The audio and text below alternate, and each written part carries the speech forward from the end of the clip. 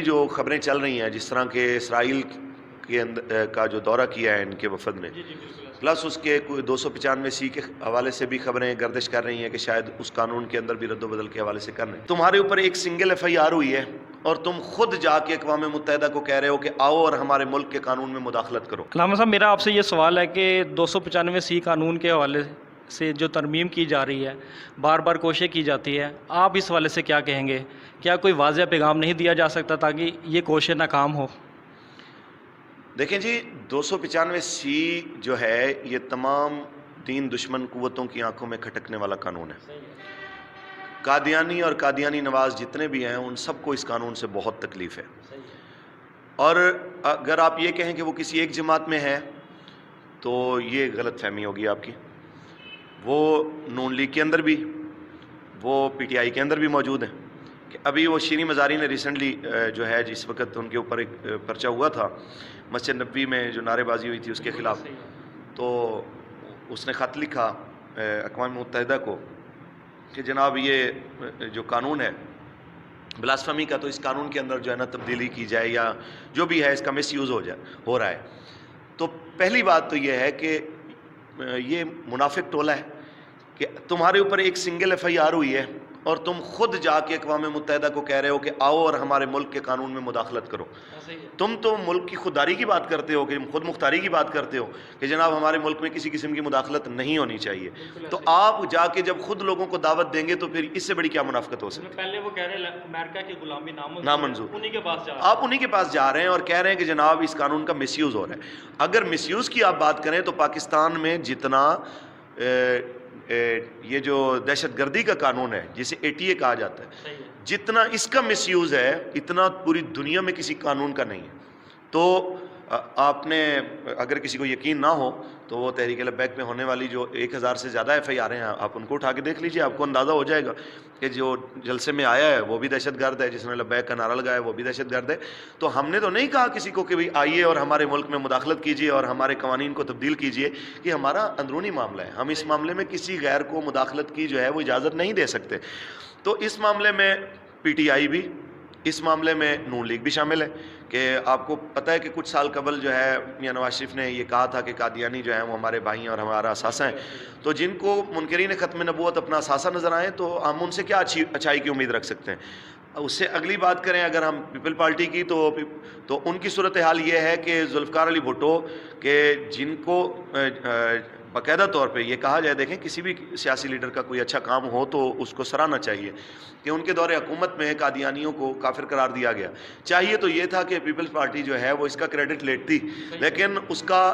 نواسہ بھی اس کا کریڈٹ لینے کو تیار نہیں ہے اور اس کا داماد بھی جو ہے وہ اس کا کریڈٹ لینے کو تیار نہیں ہے، اور اس کی جماعت بھی جو ہے وہ اعلانیہ طور پہ اس پہ 7 ستمبر ابھی آئے گا، آپ دیکھ لیجئے گا کہ کون ان میں سے جو ہے اس کی بات کرنے کو تیار ہے،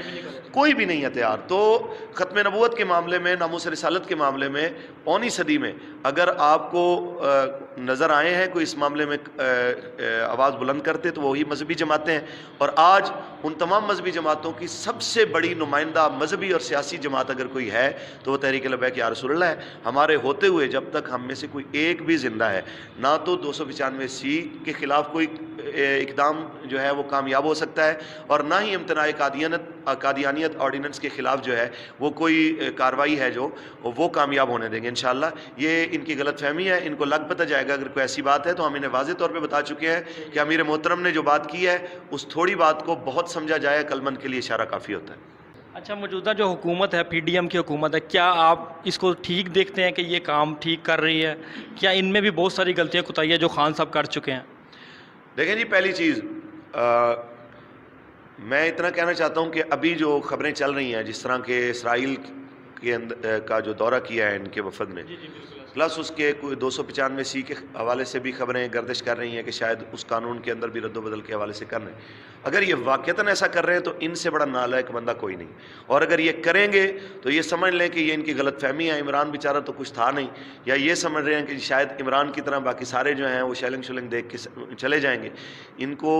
نشان عبرت بنا دیا جائے گا۔ یہ ملت اسلامیہ کا جو یہ ملک ہے پاکستان، یہ رسول اللہ کے نام پہ بنا ہے۔ یہاں PDM نے مہنگائی کے نام کے اوپر آپ کو پتہ ہے کہ اس قوم کو مہینوں نہیں سالوں بلایا، یہ نہیں آئی. لیکن جس وقت رسول اللہ کی ناموس کے معاملے میں نکلنے کی ضرورت پڑی تو لاہور سے وزیر آباد ننگے پیروں وہ غریب بھی نکلا ہے کہ جو بیچارے جس کے گھر میں کھانے کو کچھ نہیں تھا وہ بھی نکل آیا. یہ قوم ہر چیز برداشت کر سکتی ہے, رسول اللہ کی ناموس کے اوپر سودے بازی نہیں برداشت کر سکتی. انہیں سوچنا چاہیے, اور ہم یہی کہیں گے کہ اگر اللہ نے تمہیں اقتدار دیا ہے تو کوشش کرو کہ سب سے پہلے اس کی معیشت کو ٹھیک کرو, اور معیشت ٹھیک ویسے ہوگی کہ آپ سود سے نجات حاصل کرو. اور اس سے اگلی بات یہ ہے کہ پاکستان جس مقصد کے لیے بنا تھا, اگر بانی پاکستان نے اسرائیل کو تسلیم نہیں کیا تو پھر آپ کو تو یہ بات کرتے ہوئے بھی شرم آنی چاہیے کہ آپ کیسی باتیں کر رہے ہیں. بھارتی انتہا پسند جماعت بی جے پی,